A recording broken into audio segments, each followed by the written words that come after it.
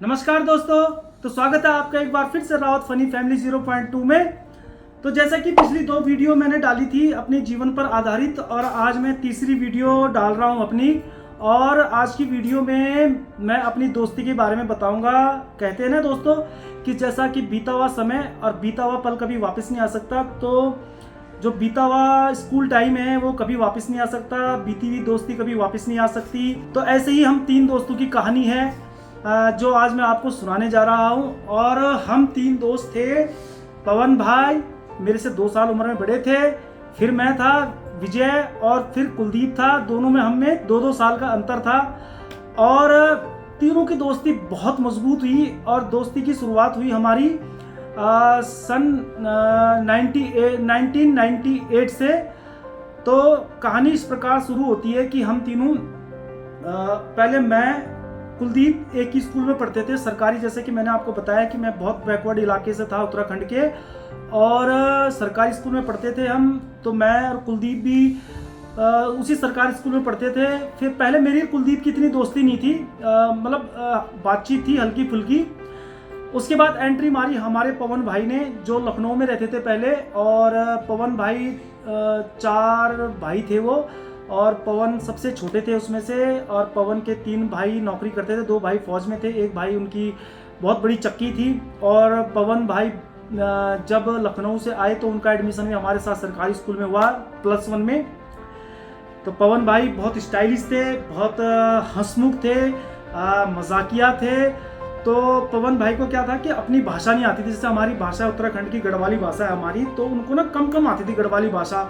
तो मैं और कुलदीप की धीरे धीरे पवन भाई से जमने लगी। जैसे स्कूल जाते समय तो हम उनको गढ़वाली सिखाया करते थे, और वो हमसे सीखते थे। फिर जैसे क्या होता था कि पवन भाई, मैंने कहा ना, बहुत स्टाइलिश थे। तो पवन भाई क्या करते थे कि हमको जैसे कि लखनऊ की अपनी पूरी कहानी सुनाते थे कि मैं लखनऊ में ऐसा था, मैं लखनऊ में ऐसा था। और अपने मतलब हमको शाम को बिठा के, मेरे को और कुल्ली को, लड़ाई के नए नए तरीके सिखाते थे, नए नए दाव पेच सिखाते थे कि अगर वो ऐसे मारेगा तो तुमने कैसे करना है। तो हम बड़े इंटरेस्ट से पवन भाई की बातें सुनते थे। तो हमको एक आदत सी पड़ गई थी पवन भाई के, मतलब जैसे कि अगर पवन हम तीनों मिले ना आपस में, तो ऐसा लगता है कुछ अधूरा सा है हमारी जिंदगी में। तो पवन भाई को मैंने और कुलदीप ने धीरे धीरे अपना गुरु मान लिया था। जैसे कि हम मतलब उस पवन भाई के चेले हो गए थे। तो पवन भाई का घर का नाम टिंकू था, प्यार से उनको टिंकू कहते थे। तो ज़्यादातर मैं भी उनको टिंकू सबसे ही बोलता था, टिंकू भाई बोलता था मैं उनको। तो अब टिंकू भाई ने बहुत मतलब हमको पिक्चर की, जैसे उस समय कौन सी पिक्चर थी, मोहरा पिक्चर हो गई, बलवान हो गई, भाई हो गई, इनकी स्टोरी सुनाते थे हमको जब हम स्कूल जाते थे, स्कूल से आते थे, या खेत में रहते थे, या जंगल में मतलब गाय भैंसों के साथ रहते थे। तो पवन भाई हमें बहुत मतलब हम उनकी बहुत रिस्पेक्ट करने लग गए थे। तो एक बगल में गांव हुआ करता था हमारे, तो उनमें एक अवधेश भाई हुआ करते थे। तो अवधेश भाई की और पवन भाई की बिल्कुल ना आपस में जमती नहीं थी। दोनों पता नहीं क्या, अवधेश भाई भी अच्छे थे, बहुत अच्छे थे, पर पता नहीं दोनों की क्या ऐसी थी कि दोनों की बनती नहीं थी आपस में। तो लड़ाई तो कभी उनकी हुई नहीं थी, लेकिन जब लड़ाई हुई तो मतलब काफ़ी खतरनाक ही लड़ाई हुई उनकी। तो रामलीला में शुरुआत हुई, ज़्यादा बहस होगी उस दिन रामलीला में, कि रामलीला में इन दोनों के पंगे हो गए। तो रामलीला में क्या हुआ कि थोड़ा रामलीला में ऐसा माहौल नहीं होता कि लड़ाई का माहौल हो जाए वहाँ पे। तो दोनों ने ठान ली थी कि हम कल स्कूल जाते समय लड़ाई करेंगे। तो जब हम स्कूल जा रहे थे तो हमें तो आदत थी, पवन भाई बीच में चलते थे, हम दोनों, मैं और कुल्ली साइड चलते थे। तो अवधेश भाई अपनी टीम के साथ पहले ही खड़े थे, रास्ते में पवन भाई का इंतजार कर रहे थे। तो दोनों की कहा सुनी हुई आपस में पहले, तो दोनों की फाइट चलने लग गई। फाइट चलते चलते टिंकू भाई ने लात मारी, तो टिंकू भाई का जूता, लात मारी जैसे तो जूता निकल के तीसरे खेत में चला गया नीचे। तो आपको पहाड़ी इलाका तो पता ही है कि नीचे कहाँ जूता तीसरे खेत में चला गया। पवन भाई बेचारे बोलते रह गए मेरे को, विजय जूता लिया मेरा, कुलदीप मेरा जूता लिया नीचे से। तो हम लड़ाई जी देखें कि जूता, तो ये बोलने के चक्कर में पिट गए हमारे टिंकू भाई, बहुत पिटे उस दिन अवधेश भाई से।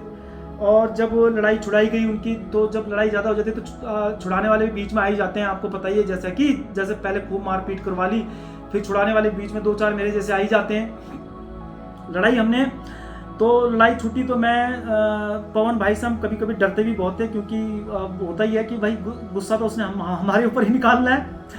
तो अब मैं उनका जूता उठा के लिया नीचे, तीसरे खेत से लाया, तो उन्होंने जूता पहना तो फिर वो चलने लग गए वही अपनी स्टाइलिश में। तो मैं और कुलदीप उनके अगल बगल चल रहे थे और उनके चेहरे को देख रहे थे ऐसे, क्योंकि चेहरे पे उनके घाव के निशान ओले ओले से हो गए थे जगह जगह से। तो मैं और कुलदीप मन ही मन सोच रहे थे कि आज हमारा गुरु पिट गया, आज हमने देख लिया अपने गुरु की लड़ाई देख ली कि हमारा गुरु कैसी लड़ाई करता है। तो उस दिन के बाद टिंकू भाई जब अपने किस्से सुनाते थे तो हम बात को पलट देते थे। रहने तो टिंकू भाई ये बात आपने पहले बताई हुई है, मतलब कुछ ना कुछ बहाना करके फिर टिंकू भाई समझ गए धीरे धीरे कि लगता है ये अब मेरी बातों से बोर हो चुके हैं। तो फिर भी रिस्पेक्ट बहुत थी टिंकू भाई की, तीनों की दोस्ती बहुत मजबूत थी। फिर ऐसा ही एक किस्सा था, जैसे मैंने कहा था कि टिंकू भाई बहुत स्टाइलिश थे अपने टाइम पे। तो स्कूल की जो सीनियर लड़कियां थी, +2 की लड़कियां थी, उन पे लट्टू होती थी और उनसे कोई ना कोई बात करने का बहाना ढूंढती थी। तो टिंकू भाई के हम चेले थे। तो जैसे गर्मियों का दिन था, स्कूल की छुट्टी हुई, तो छुट्टी क्या होता कि छुट्टी जब आता था मेन मार्केट आया हमारा, तो टिंकू भाई 3-4 लड़कियों से गप्पे मारते आ रहे थे ऐसे। तो वो लड़कियां क्या हुआ कि होटल के अंदर घुस गई। तो होटल के अंदर घुसी तो टिंकू भाई भी घुस गए हमको लेके, मेरे को और कुलदीप को लेके। अब कुलदीप टिंकू भाई ने ऑर्डर किया, हाँ एक पेप्सी, एक चाय और एक खाली ग्लास। तो बोला ठीक है। तो 5 मिनट में तीनों चीजें आ गई। तो उस 5 मिनट के दौरान मैं कुलदीप क्या सोचते रहे, पेप्सी शायद टिंकू भाई हमारे लिए मंगा रहा है और चाय अपने लिए मंगा रहा है, क्योंकि गिलास तो 2 मंगा रहा है। इसका मतलब सोच रहा होगा कि पेप्सी आधी आधी ये कर लेंगे तो चाय मैं पी लूंगा। और हम मन ही मन टिंकू भाई के गुणगान कर रहे थे, मैं और कुल्ली, कि टिंकू भाई हमारा कितना महान है, हमें पेप्सी पिलाएगा और खुद चाय पिएगा बेचारा इतनी गर्मी में।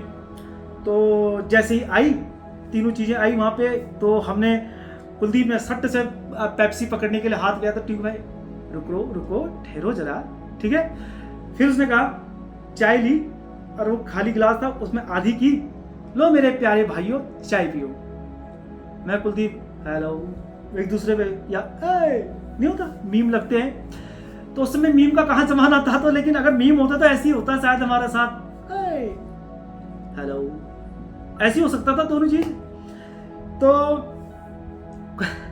कुलदीप भाई अपने पवन भाई पेप्सी पीने लग गए, ऐसे टांगों में टांगे डाल के ऐसे पेप्सी पीने लगे लड़की की तरह ऐसे बात के, और वो लड़कियां हंसने लगी पूरी तरह से, क्योंकि हम तो वहां पे क्या एक हंसी का पात्र बन के रह गए थे। मैं और कुल्ली ने कहा चल यार उठ यहाँ से, इसके नखरे तो कभी झेले नहीं जाते हमसे, चलो। तो गुस्से में हम दोनों पैर पटक के वहां से आ गए। तो टिंकू भाई हमारे पटाने में भी एक्सपर्ट थे, टिंकू भाई ने हमको पटा लिया। तो फिर हम मान गए, क्योंकि उन्होंने फिर हमको वही पिक्चर की स्टोरी सुनाना शुरू कर दिया। तो हम उनकी मतलब वही उनका जो अट्रैक्शन था वो बहुत अच्छा था, हम खींचे चले जाते थे उनकी तरफ।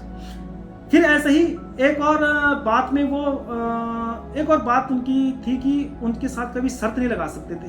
क्यों? क्योंकि उनके साथ अगर शर्त लगाते थे तो हारना तो पड़ेगा ही। वो इसलिए कि हमने उनके साथ बहुत बार शर्तें लगाई, पहले मैंने कुलदीप ने।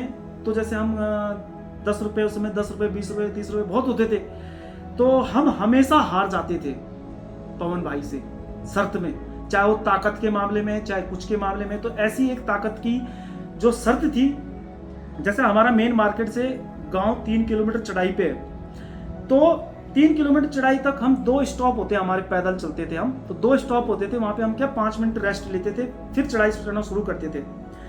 तो कुलदीप का भरा हुआ सिलेंडर बाजार में रखा हुआ था। तो कुलदीप के पापा की दुकान थी, तो कुलदीप के पापा उस समय ना ग्राम प्रधान हुआ करते थे।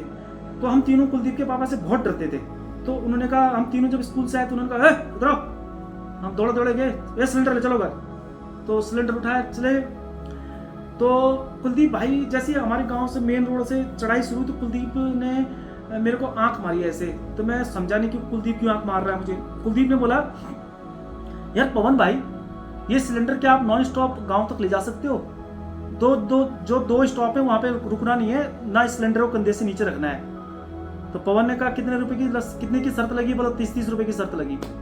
तो वो 30 रुपए मेरे पास जमा हो गए, 30 नहीं 60 रुपए मेरे पास जमा हो गए। 30 रुपए कुलदीप के और 30 रुपए पवन के जमा हो गए मेरी जेब में। बोला ये सिलेंडर कुलदीप के घर में पहुंचाना है और ये पैसे तभी मेरी जेब में डालने जब मैं शर्त जीत जाऊंगा।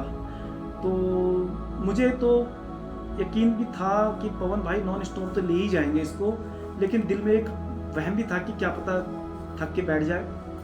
लेकिन पवन भाई ने जब सिलेंडर कंधे में रखा तो एक स्टॉप आया, तो हमने सोचा बैठे ही बैठे। दूसरा स्टॉप आया, हमने कहा तो बैठना ही बैठना ठहरा। लेकिन पवन भाई ने पता नहीं उस दिन क्या घुट्टी पी रखी थी कि पवन भाई नॉन स्टॉप वो सिलेंडर कुलदीप के घर में, वो भी कंधा बदल के नहीं, एक ही कंधे की शर्त लगी थी कि कंधा भी एक ही होगा। कैसे कि दूसरे कंधे में रख दिया, थोड़ी इसको रिलैक्स दे दिया ना, कंधा एक ही रहेगा। तो पवन भाई की उस दिन हमने देखी कि उनकी चांदी की चैन, उस समय चांदी की चैन भी काफ़ी वो होती थी, फेमस होती थी। तो पवन भाई जो है ना शर्त जीत गए। तो 60 रुपये पवन भाई ने अपने 30 रुपये अपने, 30 रुपये उसके जेब में रख लिए। तो पवन भाई ने जब ऐसे किया, अपनी शर्ट ऐसे की, तो पवन भाई की जो चैन थी ना वो अंदर गड़ी हुई थी ऐसे, मतलब मांस के अंदर घुस गई थी उस सिलेंडर के वजन से। तो ऐसे निकाला तो उसका इतना छाप आ रखा था पूरा चैन का यहाँ पे। तो उस दिन हम उसको अपने पवन भाई को तो ताकत के मामले में गुरु मानने लग गए, अपना हम उसको गुरु मानते ही थे। तो फिर बीच बीच में थोड़ा सा वो डाउट कम हो गया था जिस दिन हमारे पवन भाई की थोड़ी सी पिटाई सी हुई थी, और उस दिन के बाद हम उसको ताकत का गुरु मानते थे अपना, क्योंकि ताकत के मामले में पवन भाई के अंदर बहुत ताकत थी। और उनसे शर्त हम उसके बाद हम कभी सोच भी नहीं सकते थे कि इनसे कभी शर्त लगाएंगे। तो ऐसी दोस्ती थी हमारी। और उसके बाद दोस्ती काफ़ी दिन रही, 2-3 साल और दोस्ती रही हमारी। उसके बाद मैं आर्मी में हो गया और कुलदीप ने कॉलेज ज्वाइन कर लिया। फिर पवन भाई ने होटल में नौकरी कर ली और उसके बाद तीनों के रास्ते अलग अलग हो गए। और अब सिर्फ एक फ़ोन एक माध्यम है हमारे बीच में कि जो हम तीनों को जोड़े रखता है।